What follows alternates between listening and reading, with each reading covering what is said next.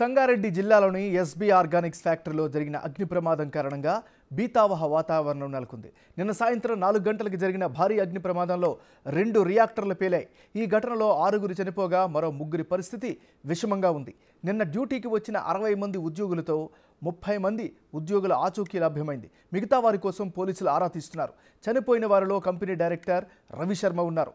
Reactor పేలుడు తీవ్రతకు సమీపంలోని నిర్మాణాలు పూర్తిగా కూలిపోయాయి. ఈ ఘటనలో మొత్తం 100 కోట్ల రూపాయల ఆస్తి నష్టం సంభవించినట్లు అంచనా వేశారు. శకలాలను తొలగిస్తే గానీ మృతుల సంఖ్యపై స్పష్టత వచ్చే అవకాశం లేదని భావిస్తున్నారు. ఈ కంపెనీ పక్కనే ఉన్న స్టీల్ ఫ్యాక్టరీ కూడా పూర్తిగా దగ్ధం కావడంతో 50 కోట్లకు పైగా నష్టం వాటిల్లిందని ఫ్యాక్టరీ యాజమాన్యం పేర్కొంది.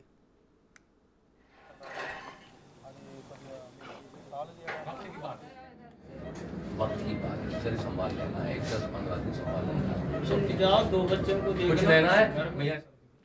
పేలుడు జరిగిన ఫ్యాక్టరీలో పనిచేస్తున్న మరికొందరు చిక్కుకున్నట్లు సమాచారం. ప్రమాద సమయంలో ఫ్యాక్టరీలో 60 మంది కార్మికులు ఉన్నట్లు తెలుస్తోంది. అగ్నిమాపక సిబ్బంది మంటలను అదుపు చేశారు. మొత్తం 4 ఫైర్ ఇంజన్ల సాయంతో మంటలను ఆర్పేశారు. ఫైర్ సేఫ్టీ డీజీ నాగిరెడ్డి స్పాట్కు చేరుకొని సహాయక చర్యలను పర్యవేక్షించారు. మరోవైపు రెస్క్యూ టీం సాయంతో ఫ్యాక్టరీలో చిక్కుకున్న వారిని కాపాడే ప్రయత్నం చేస్తున్నారు.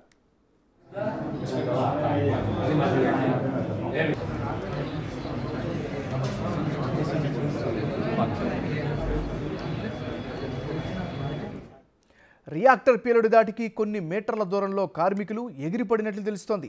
ఘటనలో కార్మికుల శరీర భాగాలు ఛిద్రమయ్యాయని స్థానికులు చెబుతున్నారు. ఊహించని ఘటనతో పరిసర ప్రాంతాల్లో భయానక వాతావరణం కనిపిస్తోంది. ఎస్బీ పరిశ్రమలో చిక్కుకున్న వారు ఆర్తనాదాలు చేస్తున్నట్లు సమాచారం. ఫ్యాక్టరీలో కెమికల్స్ మిక్స్ చేస్తున్న సమయంలో ఈ ప్రమాదం జరిగిందని స్థానికులు తెలిపారు. ఓవర్ టెంపరేచర్ వల్ల కెమికల్ బయటికి పొంగి మంటలు చెలరేగడంతో రియాక్టర్ పేలిపోయిందని వారు చెప్పారు. ఇదే అంశంపై మరింత సమాచారాన్ని మా ప్రతినిధి దుర్గారెడ్డి అందిస్తారు. జరిగిన ప్రమాదంలో సంబంధించిన రమేష్ తల్లి అదేవిధంగా భార్య ఉన్నారు. ఇక్కడ వారిని అడిగి తెలుసుకుందాం. ఈ సంఘటన ఎట్లా జరిగింది, ఎప్పుడు తెలిసింది? పేలిపోయిందంటే కల్లా ఫోన్లు చేస్తే కల్లా వచ్చారు. ఇక్కడికి వస్తే రానియలేరట, మళ్ళీ వచ్చారు. లోపలికి రానియలేరట, వచ్చారు. మా ఊరోళ్ళు మస్తు మంది వచ్చారు. రానియలేరంట. గాంధీకి పోయిండంటే గాంధీకి పోయిర్రు, ఆడలేడు. సాయమానగర్ ఉండంటే ఏమైనా పోయి ఆడలేడు. సప్పుడు దాకా ఊకుర్రిగా ఇంట్లోనే ఉన్నాడేమని అయ్యా మేము సప్పుడు దాకా ఊకున్నాము. అయ్యా మాకు ఇంకా చెప్పలేరు, అయ్యా నైట్ చెప్పలేరు. అయ్యా కాలేజీకి పోయింది మంచిగా అవుతాడు అన్నారు. అయ్యా కాలేజీకి పోతే దెబ్బ తాగితే మంచిగా అయ్యేస్తాడేమనుకున్నాము. తర్వాత తల్లి బాధ చూశారు. అదేవిధంగా తన భార్య రమేష్ వాళ్ళ భార్య కూడా భార్య మాట్లాడదామా? బీ షిఫ్ట్ వచ్చిండు, 2 గంటల డ్యూటీ ఎక్కిండు.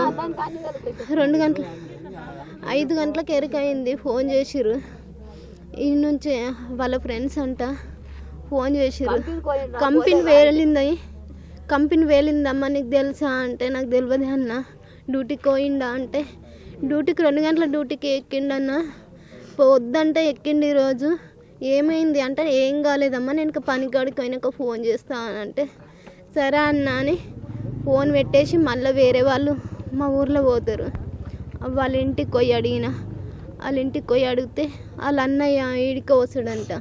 వాళ్ళ అన్నయ్యని అడిగితే నేను ఈరోజు పోయి మరేసి వచ్చిందమ్మా, నేను పోలేను. ఒకసారి సూపర్వైజర్ నాకు తెలుసు, సూపర్వైజర్కి ఫోన్ చేసి నేను కనుక్కుంటా, నువ్వు టెన్షన్ పడకు అంటే ఫోన్ చేసిండు. ఫోన్ చేస్తే సూపర్వైజర్ అన్నాడు నాకు ఏది తెలియదు, ఏమన్నా అయితే నాకు తెలుస్తుంది, నాకు ఫోనే రాలేదు, మీరు అన్నీ కావాలని చెప్తుర్రా. నేను ఫోన్ చేసి అరుచుకొని నేను ఫోన్ చేస్తాను, మీరు ఏం టెన్షన్ పడకుండా అంటే మాస్నూరు వాళ్ళ చుట్టాలంట ఫోన్ చేసిరు. నిజంగానే వేలిపోయింది, 5-6 మంది చనిపోయారు అని అన్నారు. అంటే నాకు అప్పటికే టెన్షన్ ఎక్కువ అయ్యి అన్న ప్లీజ్ నన్ను కాలు మోగుతాన్న పోయి ఒకసారి చూసి నాకు ఫోన్ చేయన్న, లేకపోతే నేను కూడా వస్తాను నీ ఎంబడి అని అన్న. అంటే నువ్వెందుకమ్మా ఆడ ఏదో తెలియదు నువ్వెందుకు, నేనే పోయి ఫోన్ చేస్తాను, నీ ఫోన్కే ఫోన్ చేస్తాను, నువ్వేం టెన్షన్ పడకు అన్నాడు. అన్న తర్వాత వాళ్ళ అన్నయ్య పోయినాక వాళ్ళ తమ్ముడు కూడా బండి మీద వచ్చిండు. వచ్చి ఫోన్ చేస్తానమ్మా నువ్వేం టెన్షన్ పడకు ఇంటికి పో అని అంటే ఆయన మధ్యలో దాకా వచ్చి నేను నేర్చుకుంటే అలా ఆకిట్లో నిల్చుంటే వచ్చి మధ్యలో దాకా తోలిచ్చిపోయిండు ఆ నీళ్ళు. పొద్దున మీరు ఇక్కడికి వచ్చినప్పుడు మీ శవం ఎక్కడ దొరికింది, అసలు మీరు అసలు లోపలికి వెళ్ళారా, లోపల జరిగింది చూసారేమో? నేను రాలేను సార్, మా అమ్మ అసలు ఏం జరిగింది, అసలు మీరు లోపలికి వెళ్ళారా, అసలు రమేష్ శవం ఎక్కడ పడి ఉంది, అసలు రియాక్టర్కి ఏం పని చేస్తుండయని అసలు ఇక్కడ బయలర్ ఉంది, బయలర్ కానీ ఉన్నాడు, 2 కాళ్ళు కనిపిస్తున్నాయి, మీద మొత్తం రేకున్నది, ఒక పొట్టు సంచి మీద పైన, నెత్తి మొత్తం ఏం లేదు, ఒక కాళ్ళు కనిపిస్తే కాళ్ళను చూసి చేతి కాడం ఉన్నది, కాడం చూసి చెట్టు కొద్దిగా గాలి కొద్దిగా ఉన్నది, చాక్లెట్ కలర్ ఉన్నది చెట్టు, ఆ చెట్టు చూసి కుణం బట్టి మేము ఫోన్ చేసినాం ఊళ్ళో. నిజంగా ప్రధానం చూస్తే దాదాపు మరొక రియాక్టర్ పేలే అవకాశం ఉందని చెప్పి భయభ్రాంతులకు గురి చేస్తున్నారు. నిజంగా రాత్రి నుంచి ఇప్పటివరకు ఆ రియాక్టర్ ఎందుకు పేలలేకపోతుంది, లేకుంటే లోపల కావాలని చేశారా, లేకుంటే ఏం జరిగిందని కుటుంబ సభ్యులకు తెలిసే పరిస్థితి లేదు.